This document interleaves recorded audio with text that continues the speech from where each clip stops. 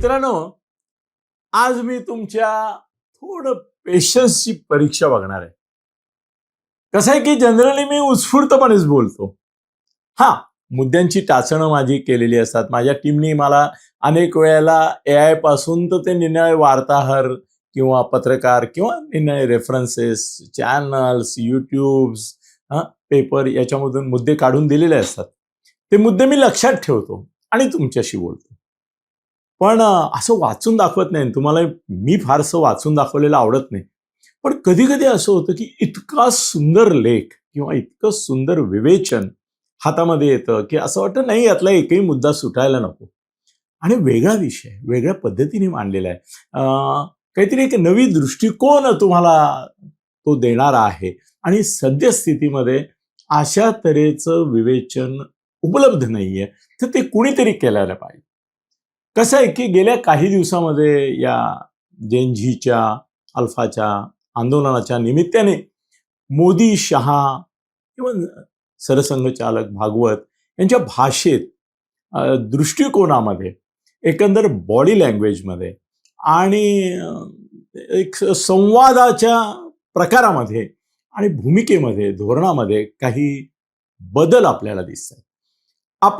आपण म्हणण्यापेक्षा मोदी, शहा, भागवत वगैरे मंडळींनी अभिजित दिपकेवर ते फोकस केलाय, कॉक्रोच जनता पार्टीवर फोकस केलाय.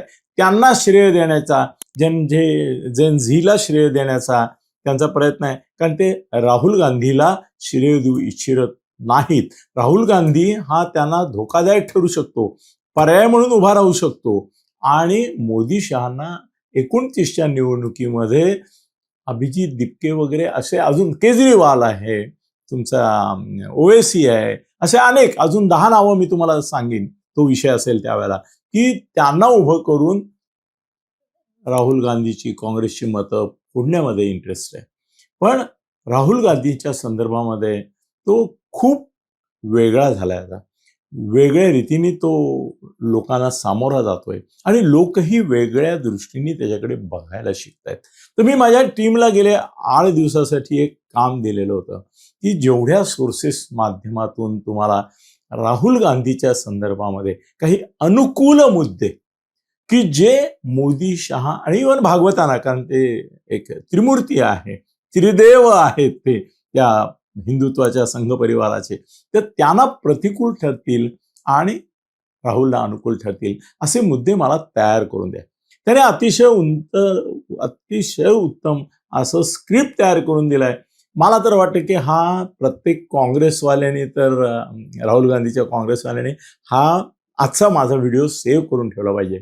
आणि जे मोदी समर्थक आहेत, भागवत समर्थक आहेत, शहा समर्थक आहेत, त्यांनी देखील हा एवढ्याकरता तपशिलात जाऊन ऐकला पाहिजे की अच्छा, या प्रकारचं आव्हान राहुल गांधीच्या रूपाने उभं राहणार आहे, राहतं आहे. ओके, हे प्लस पॉइंट राहुल गांधीचे गोदी मीडिया किंवा एकूणच मीडिया फारसा हे घेत नाहीत. तर त्यामुळे आज मला तुमची परवानगी हवी आहे की हा लेख मी चक्क वाचून दाखवणार आहे, कारण तो अचूक बिनचूक व्हावा अशी माझी इच्छा आहे. तर मी वाचनाला प्रारंभ करतो. मधून मधून तुमच्याकडे कटाक्ष टाकून संवाद आहे असा आभास निर्माण करेन. मित्रांनो, माझ्या टीमने तो मसुदा तयार केलाय, जो ड्राफ्ट तयार केलाय, जो तुमच्या पुढे मी सादर करतोय, तो याप्रमाणे आहे. खरोखरच राहुल गांधीकडे बघण्याचा तुमचा दृष्टिकोन बदलण्याचं सामर्थ्य या ड्राफ्टमध्ये, या मसुद्यामध्ये, या मजकुरामध्ये आहे. मित्रांनो, सुरू करतोय.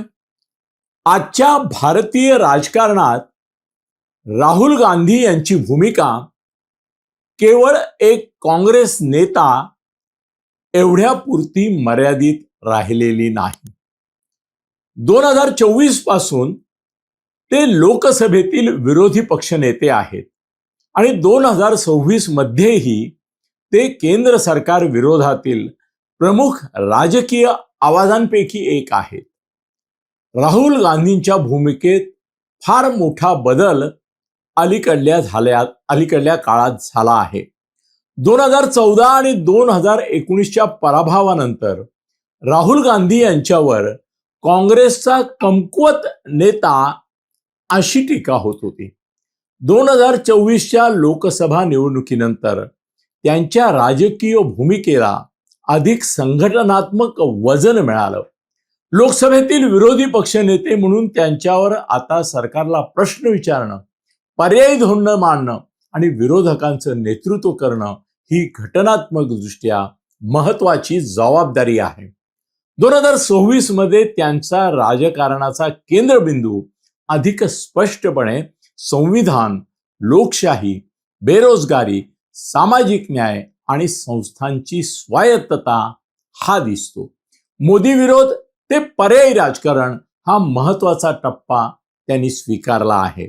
राहुल गांधींच्या राजकारणाची मोठी परीक्षा याच ठिकाणी आहे. फक्त नरेंद्र मोदी आणि भाजपवर टीका करून ते राष्ट्रीय पर्याय बनू शकत नाहीत. त्याला 3 प्रश्नांची उत्तरं द्यावी लागतील. मोदी सरकारच्या कोणत्या धोरणांना त्यांचा काय पर्याय आहे?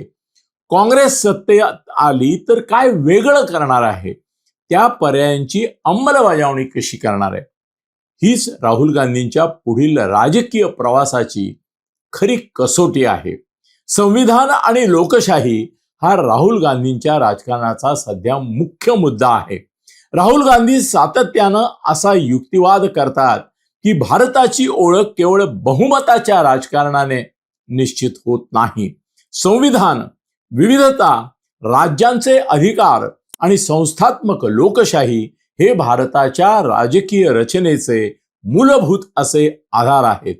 2026 मधल्या त्यांच्या भाषणामध्येही त्यांनी भारताला युनियन ऑफ स्टेट्स म्हणून पाहण्याची भूमिका मांडली आहे. भाषणातील त्यांची प्रभावी वाक्ये लोकांना मंत्रमुग्ध करीत आहेत हे तुम्ही अमान्य करू शकत नाही. भारताची लोकशाही केवळ निवडणुकीत मत देण्यापुरती नाही, तर ती प्रश्न विचारण्याचा, असहमती व्यक्त करण्याचा आणि सत्तेला उत्तरदायी ठरवण्याचा अधिकार देखील त्यात गृहीत धरलेला आहे. संस्थांच्या स्वायत्ततेचा मुद्दा राहुल गांधींच्या राजकारणातील आणखी एक प्रमुख मुद्दा आहे. निवडणूक आयोग, तपास यंत्रणा, संसद, न्यायव्यवस्था, प्रसार माध्यम, विद्यापीठ, शैक्षणिक संस्था या संस्थांवर भाजपचा राजकीय प्रभाव वाढत असल्याचा, संघ परिवाराचा प्रभाव वाढत असल्याचा, ते ताब्यात घेत असल्याचा, त्यावर वर्चस्व गाजवत असल्याचा राहुल गांधी यांचा आरोप आहे. त्यामुळे राहुल गांधी यांच्या राजकारणाचा एक भाग इन्स्टिट्यूशनल अकाउंटेबिलिटी असा आहे. त्यांच्या टीकाकारांच्या मते मात्र त्यांनी केलेल्या काही आरोपांसाठी अधिक ठोस पुरावे आणि सातत्यपूर्ण संसदीय रणनीती याची आवश्यकता आहे. बेरोजगारी आणि तरुणांचा प्रश्न 2026 मध्ये राहुल गांधींनी हे 2 प्रश्न खूप आक्रमकपणे पुढे आणले आहेत. विशेषतः बेरोजगारी, स्पर्धा परीक्षांमधील गैरप्रकार, पेपरफुटी, महागड शिक्षण, कौशल्य आणि रोजगार यातील तफावत, AI मुळे बदलणाऱ्या रोजगाराच्या संधी, तरुणांना भांडवल आणि व्यवसायाच्या संधीचा अभाव या मुद्द्यावर ते सरकारला घेरत आहेत. इथे त्यांच्या समोर संधी आहे. तरुण भारत ही केवळ भाजपची राजकीय संकल्पना न राहता काँग्रेसची ही प्रमुख राजकीय ताकद तरुण भारत बनवणं हा त्यांचा उद्देश आहे आणि त्या दृष्टीने ते उत्तम वाटचाल करत आहेत. विद्यार्थी आणि युवा आंदोलनाशी काँग्रेसला जोडण्याचा त्यांचा प्रयत्न बऱ्याच प्रमाणात यशस्वी होताना दिसतो. अलीकडे राहुल गांधी विद्यार्थ्यांच्या प्रश्नावर अधिक सक्रिय दिसत आहेत. प्रयागराजमधील छात्रों की गूंज या कार्यक्रमात त्यांनी काल याला पण केलं. बेरोजगारी, शिक्षणाचा खर्च, परीक्षा गैरव्यवस्था आणि तरुणांच्या भवितव्याच्या संदर्भात सरकारवर टीका केली. यातून राहुल गांधींच्या राजकारणात एक नवीन दिशा दिसते आहे. युवा, रोजगार, शिक्षण, सामाजिक न्याय हा काँग्रेसचा नवा संभाव्य राजकीय अधिष्ठान म्हणून ते निर्माण करत आहेत. सामाजिक न्याय आणि जातीनिहाय जनगणना या संदर्भातील त्यांची मतं देखील सरकारला आणि देशाला दखल घ्यावी लागतील अशी आहे. राहुल गांधींच्या राजकारणातील सर्वाधिक चर्चेत असलेला मुद्दा म्हणजे जातीनिहाय जनगणना आणि प्रतिनिधित्व. त्यांचा युक्तिवाद असा आहे की ज्यांची लोकसंख्येत मोठी संख्या आहे त्यांना सत्ता, प्रशासन, अर्थव्यवस्था आणि संस्था संघटनांमध्ये त्यांच्या प्रमाणात प्रतिनिधित्व मिळतं का? या प्रश्नाला त्यांनी काँग्रेसच्या राजकारणाच्या केंद्रस्थानी आणण्याचा प्रयत्न केलाय. मात्र या भूमिकेचं राजकीय व्यवस्थापन त्यांना करावं लागेल. सामाजिक न्यायाचा मुद्दा, सामाजिक ध्रुवीकरण या दोन्हीचाही समतोल राहुल गांधींना साधावा लागेल आणि तसा साधण्याचा त्यांचा प्रयत्न दिसतोय. भारत जोडो यात्रेचा दीर्घकालीन परिणाम झाला आहे हे लक्षात घ्यायला हवं. राहुल गांधींच्या राजकीय प्रतिमेत भारत जोडो यात्रा हा निर्णायक टप्पा ठरला. या यात्रेमुळे राहुल गांधींची प्रतिमा खूपच बदलली. ते थेट जनतेमध्ये जाणारे नेते म्हणून दिसू लागले. विरोधकांच्या राजकारणाला भावनिक आणि मानवी चेहरा मिळाला. दक्षिण भारतापासून उत्तर भारतापर्यंत संघटनात्मक संपर्क वाढवण्याचा त्यांनी प्रयत्न केला. काँग्रेसच्या अधिकृत भूमिकेनुसार भारत जोडो यात्रेचा उद्देश भारतातील विविध भाषा, परंपरा, इतिहास आणि विचारांना एकत्र आणणं हा होता आणि तो बऱ्याच प्रमाणात राहुल गांधींनी यशस्वी करून दाखवला. इंडिया आघाडीमधील राहुल गांधींची भूमिका हा देखील एक महत्वाचा घटक लक्षात घ्यायला हवा. राहुल गांधींसमोर एक मोठं आव्हान म्हणजे विरोधकांची एकजूट. कारण भारतातील भाजप विरोधी राजकारण एकाच पक्षाविरुद्ध आज केंद्रित नाही. त्यांना संवाद साधावा लागतोय. काँग्रेस, समाजवादी पक्ष, तृणमूल काँग्रेस, DMK, RJD, शिवसेना उभाठा, राष्ट्रवादी काँग्रेसमधील पक्ष, डावे पक्ष, प्रादेशिक पक्ष यांच्याशी त्यांना समन्वय आणि संवाद ठेवावा लागतोय आणि तो ते साधतायत. त्यांच्या समस्या काय आहेत? त्यातली एक समस्या अशी आहे की प्रत्येक प्रादेशिक पक्षाला आपापल्या राज्यात काँग्रेसची स्पर्धा करावी लागते. त्यामुळे राष्ट्रीय पातळीवर मैत्री आणि राज्य पातळीवर संघर्ष अशी दुहेरी भूमिका त्यांना घ्यावी लागते आणि इंडिया आघाडीची ही फार मोठी विसंगती आहे. राहुल गांधींना याचं राजकीय गणित सोडवावं लागेल. संसदेत विरोधी पक्ष नेता म्हणून ते बजावत असलेली कामगिरी खरोखरच उत्कृष्ट अशी आहे. विरोधी पक्षनेते म्हणून राहुल गांधींची जबाबदारी केवळ भाषण देणं नाही, त्यांनी सरकारच्या विधेयकांचं परीक्षण करणं, पर्यायी धोरण सुचवणं, संसदीय समित्यांमध्ये प्रभावी काम करणं, सरकारला प्रश्न विचारणं, विरोधकांमध्ये समन्वय साधणं, जनतेच्या प्रश्नांना संसदेत आवाज देणं हे अधिक प्रभावीपणे करायला हवं. त्यामुळे संसदेचा बहिष्कार, संसदेचं कामकाज चालू न देणं हा त्यांनी स्वतःच्याच मार्गात निर्माण केलेला आज एक अडथळा आहे असं आमच्या टीमचं मत आहे. PRSच्या उपलब्ध आकडेवारीनुसार 18व्या लोकसभेत 18 एप्रिल 2026 पर्यंत राहुल गांधींनी 16 चर्चांमध्ये भाग घेतला, 55 प्रश्न विचारले. राष्ट्रीय सरासरी एकंदर खासदारांची ही 20 चर्चा आणि 103 प्रश्न होती. म्हणूनच त्यांच्या समोर एक आव्हान आहे की आक्रमक राजकीय भाषणाबरोबर त्यांना त्यांची संसदीय कामगिरी देखील अधिक मजबूत करावी लागणार आहे. राहुल गांधींची सर्वात मोठी ताकद ही जनतेशी थेट संवाद ही आहे. त्यांच्या राजकीय शैलीत आता पदयात्रा, कॉलेज आणि विद्यापीठांमधला संवाद, विद्यार्थ्यांशी संवाद, पत्रकार परिषद, सोशल मीडिया, इंस्टाग्राम लाईव्ह, प्रत्यक्ष जनसंपर्क ह्याचा ते मोठ्या प्रमाणावर वापर करतायत आणि तो प्रभावी ठरताना दिसतोय. शह देताना दिसतोय. मोदी शहा भागवताना त्यांच्या मार्गाने, त्यांच्या माध्यमांमध्ये उतरावं लागलं, यात त्यांचा फार मोठा विजय झाल्यासारखा आहे.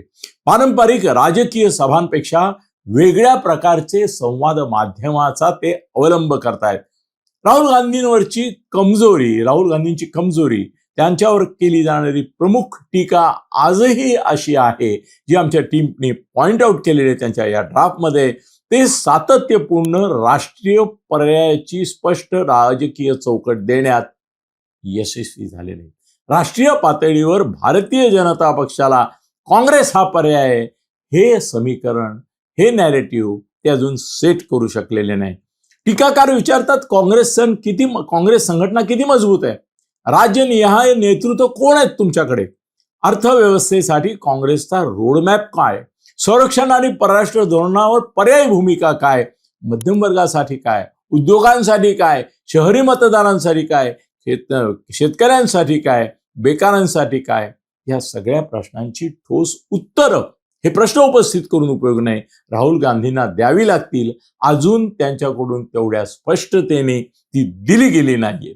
व्होट चोरीसारख्या आरोपांची राजकीय जोखीम, निवडणूक प्रक्रियेबाबत राहुल गांधींनी अनेक आरोप व्होट चोरीच्या संदर्भात केले. अशा आरोपांचा एक फायदा आहे की मतदारांच्या मनात निवडणूक विषयक व्यवस्थेच्या संदर्भात प्रश्न निर्माण करेल.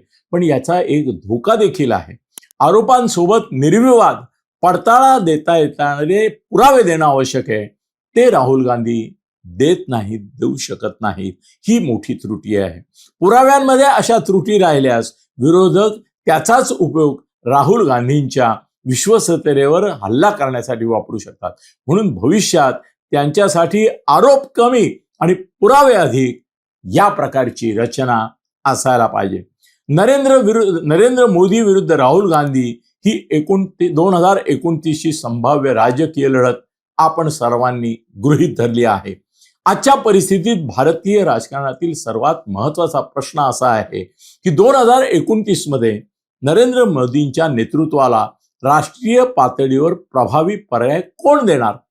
राहुल गांधी यांचं नाव स्वाभाविकपणे पुढे येतं, परंतु मोदींना हरवणं आणि भारत चालवण्यासाठी मतदारांचा विश्वास मिळवणं या दोन वेगळ्या गोष्टी आहेत. राजीव गांधींना दुसऱ्या प्रश्नाचं उत्तर द्यावं लागेल की भारत चालवण्यासाठी मतदार त्यांच्यावर विश्वास ठेवावा, इतकी विश्वासार्हता त्यांनी कमावली आहे का. राहुल गांधींसाठी पुढील 3 वर्षात 5 मोठी आव्हानं आहेत. एक, काँग्रेसचं पुनरुज्जीवन. फक्त दिल्लीतील नेतृत्व नाही तर बूथ पातळीपर्यंत पक्ष मजबूत करणं. दुसरं आव्हान, प्रादेशिक पक्षांशी योग्य समीकरण आणि समन्वय ठेवणं. इंडिया आघाडीमध्ये नेतृत्वाचा प्रश्न न वाढवता सामूहिक रणनीती आणि सामूहिक नेतृत्व तयार करणं. तिसरा आव्हान त्यांच्या पुढे आहे, आर्थिक पर्याय. बेरोजगारीवर टीका करण्याबरोबर रोजगार निर्माण करण्याचं ठोस मॉडेल राहुल गांधी यांना द्यावं लागेल. चौथा मुद्दा आहे, चौथा आव्हान आहे, मध्यम वर्गाशी संवाद. काँग्रेसचा सामाजिक न्यायाचा अजेंडा आणि मध्यम वर्गाच्या आर्थिक अपेक्षा यांचा समतोल साधावा लागेल. दलित, मुस्लिम, मागासवर्गीय, आदिवासी यांची मनं आणि मतं काँग्रेसकडे तशी वळलेली आहेत, पण जो मध्यम वर्ग भारतीय जनता पक्षाचा आधार आहे त्याच्यामध्ये राहुल गांधींना स्थान मिळवावं लागेल. नेतृत्वाची विश्वासार्हता त्यांच्या हे आणखीन त्यांच्या पुढलं एक आव्हान आहे. मोदींना विरोध करणारा नेता या प्रतिमेतून देश चालवू शकणारा नेता या प्रतिमेकडे जाणं हेच राहुल गांधींपुढलं सर्वात मोठं आव्हान आहे. राहुल गांधींच्या राजकारणाकडे केवळ राहुल गांधी विरुद्ध नरेंद्र मोदी या चौकटीत पाहणं योग्य ठरणार नाही. खरा प्रश्न आहे, भारताला पुढील दशकात कोणत्या प्रकारचं राजकारण हवं आहे. एकीकडे मजबूत केंद्रीय नेतृत्व, राष्ट्रवाद आणि विकासाचं राजकारण मोदींच्या रूपाने आहे. दुसरीकडे संविधान, सामाजिक न्याय, संस्थात्मक स्वायत्तता, संघराज्यवाद आणि सत्तेला प्रश्न विचारण्याचं राजकारण राहुल गांधी पुढे नेत आहेत. राहुल गांधींचं राजकारण आज एका निर्णायक वळणावर आहे. त्यांनी विरोधक म्हणून स्वतःची जागा निर्माण केलेली आहे. आता पर्याय म्हणून विश्वास निर्माण करणं अजून बाकी आहे. सनईत सरकारवर टीका केली ती राजकारणाची पहिली पायरी आहे. त्यांनी जनतेचे प्रश्न मांडले ही दुसरी पायरी आहे. पण देश माझ्यावर का विश्वास ठेवा, अशाने माझ्यावर का विश्वास ठेवा या प्रश्नाचं उत्तर देणं ही तिसरी आणि महत्वाची पायरी आहे. 2029ची लढाई कदाचित केवळ मोदी विरुद्ध राहुल अशी नसेल. ती स्थिर सरकार विरुद्ध पर्यायी सरकार, विकासाचं मॉडेल विरुद्ध नव्या सामाजिक कराराचं मॉडेल, सत्तेची सातत्यता विरुद्ध बदलाची शक्यता अशी असेल. आणि त्या लढाईत राहुल गांधींची परीक्षा आता सुरू झालेली आहे. अलीकडील राजकारणातही ते विद्यार्थ्यांचे प्रश्न, बेरोजगारी, महिला आरक्षणाच्या अंमलबजावणी सारख्या मुद्द्यांवर सरकारशी थेट संघर्ष करीत आहेत. म्हणूनच राहुल गांधी आज केवळ विरोधी पक्ष नेते नाहीत, ते भारतीय राजकारणातील संभाव्य राष्ट्रीय पर्यायाची परीक्षा देत असलेले नेते आहेत. मित्रांनो, राहुल गांधींचा इतका सुंदर विश्लेषण ॲनालिसिस त्यांच्या व्यक्तिमत्व, राजकारण आणि धोरणाचं मला नाही वाटत आत्तापर्यंत तुम्हाला कुठे पाहायला मिळालं असेल. माझ्या टीमचे मी मनापासून आभार मानतो. त्यांनी जे सोर्सेस वापरले त्या सर्वांचाही मी ऋणी आहे. धन्यवाद.